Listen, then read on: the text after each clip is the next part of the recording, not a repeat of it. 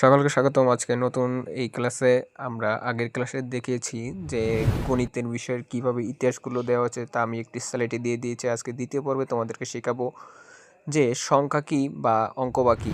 এটা তোমাদের আসলেই প্রশ্ন আসা উচিত, আর তোমাদের না আসলেও আমার এসেছে যে এটা কি আসলে, এটার সম্পর্কে তোমাদের আসলে আমাদের একটু জানানো উচিত। তো দেখো, আমি তোমাদেরকে প্রথম একটি স্লাইডে দিয়ে দিয়েছি অঙ্ক কী। মূলত অঙ্কটা হচ্ছে সংখ্যা গঠনের ক্ষুদ্রতম এককই হলো অঙ্ক, যার শূন্য থেকে শুধু ১ পর্যন্ত ৯ পর্যন্ত সীমাবদ্ধ থাকে, যেমন ১, ২, ৩, ৫, ৭ ইত্যাদি ইত্যাদি। আশা করি বুঝতে পেরেছ। দ্বিতীয়টা হচ্ছে সংখ্যা কি।